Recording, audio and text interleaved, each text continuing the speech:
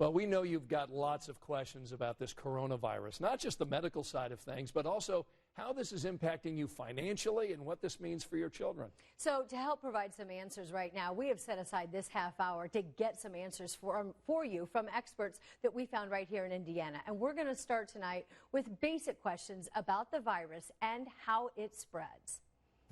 Chris wants to know, can you get it again if you have already had it? What we assume about most viruses, and remember this is a brand new virus, none of us have immunity right now, but once you get a virus, your body will produce antibodies, and we assume that you will be immune to this COVID-19 variety. Susan asked, is it better to wash your hands with cold water or hot water? Just like with any other germ that you might be worried about, a virus or bacteria, always use warm or hot water to wash your hands. Lisa is asking, are you more prone to get it if you have an autoimmune disease, and are you more prone to not recover from it? Not necessarily more prone to get it. Again, to get COVID-19, you get it from a person that you're close to. But if you do have an autoimmune disease and you're over the age of 65, we know that you can get sicker than other people. Terry is questioning, if you test positive, how long does it take before you are no longer considered to have it? The course of the disease usually goes like this, that you get exposed to the virus, you begin to show symptoms within 3 to 5 days, and then the disease itself may run for another week. So that is why we often ask people, if you have had a known exposure, to self-isolate for 14 days to make sure that you're not going to convert positive with symptoms. After those 14 days, if you are symptom-free, like a lot of other diseases, we're saying after 24 to 48 hours of symptom-free, then you should be able to return to your normal activities. Carly is asking, can you explain the idea of flattening the curve to clarify once more for those who don't understand? COVID-19 around the world has shown an exponential rise if you don't self-isolate yourself and stay away from others. And so by flattening the curve, what we mean is if we can keep people keep them away from bigger groups, populations, then what we're hoping is we won't see that exponential rise where you see an increase like 2, 4, 8, 16, 32, where you're just continuing to spread the virus. So again, we want you to stay away from large crowds, if at all possible. Try to work at home if your job allows that. Try to wash your hands as much as you can and really think about the surfaces that you're touching and how to not spread the virus.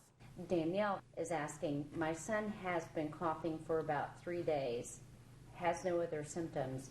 Should I get him tested?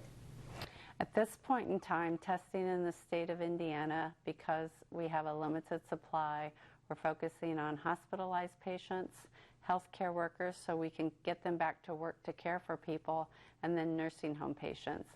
As long as the person feels well enough to stay home, we want them to self-isolate. If at all you feel like you need emergent care, then you should call your emergency department, let them know what your symptoms are, and they will guide you and treat you. Christine wants to know, how long does it stay in the air? The thought is that it stays in the air just a few minutes, and we know it's a droplet infection, which means it can land on a surface that you would then touch and then touch your face again. So that's why we want to do very good hand washing and make sure as we go throughout our day, we're just thinking about washing our hands a lot right now in case there would be virus that's left behind on a surface that you touch. It can be on a surface, we think maybe up to 20, 30 minutes, but the research around that is very fast changing, and so we will try to keep up on that as we can.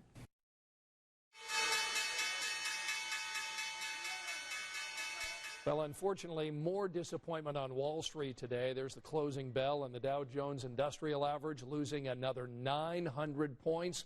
The Dow dropped more than 17% this week. That represents the worst week that we've seen on Wall Street since 2008. And when you see numbers like that, we know it leads to a lot of questions from you about how this is going to impact your finances, not only right now, but also when we look more longer term. Yeah, we talked with a financial expert today to get you some answers. First, we wanted to know what you should do right now to protect your financial future. Well, I think the first answer to that question is there's a lot of uncertainty out there. So I think it might not be to your best advantage to go ahead and live exactly normally like you're currently doing. If you don't have an emergency fund, I want to go ahead and stress to make sure that you need to make better decisions in order to save some of that money to prepare yourself if anything happens, because we're entering a time that is kind of challenging. That means food, housing, medicine, all those. We want to make sure that we make the best decisions we can, have that emergency fund so that we can deal with any of this uncertainty. And also ask yourself the questions. Do I really need to have my shirts dry cleaned? Or can I get by with cutting those expenses? Can I cut my Comcast bill? Can I cut some other things and be ready for that? Or do it in anticipation just to make sure you're safe? Should we consider changing our contributions to our 401ks? It kind of depends. And the reason is there's a couple points here. First of all, can you get by with what you have in your 401k contribution? And do you already have an emergency fund? If you have an emergency fund and you're doing well and paying all of your expenses, there doesn't necessarily need to be a cut.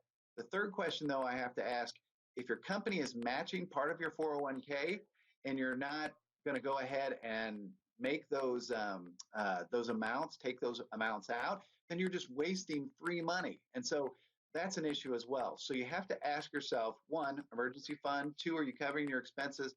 And three, is your company matching any of it? Is now the time to sell or buy in the market? My first response is going to be, hey, what am I doing? I'm holding on because there's so much research out there that says you can't time the market exactly when you want to sell and get the best price.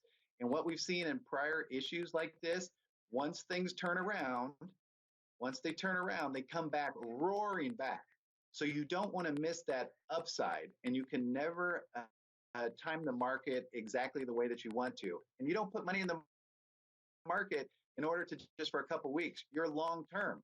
So it feels uncomfortable, but you kind of got to just hold on. The next question is now a good time to look at refinancing my home? You know, rates are really interesting. You hear comments about the Fed rate was cut, and then the long-term rate is as low as it's ever been.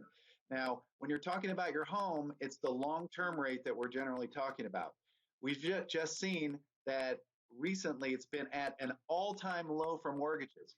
So I would absolutely give them a call and say, hey, what can you do for me? What about buying a car? If you've already planned to buy a car, and if you absolutely need one, then you can really look at this opportunity. It's twofold. The first part is your interest rates are going to be lower, but the other part is the car manufacturers as well as the car sellers are going to be really willing to talk to you to deal with you.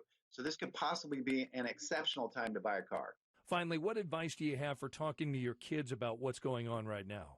Ask them if they have any questions, and then if they have questions or they're scared, you need to let them know you don't know the answers because it's uncertain. Because at the end of the day, lying to them will be your downfall. Sharing information, making them part of the actual solution is going to be better than anything you can do.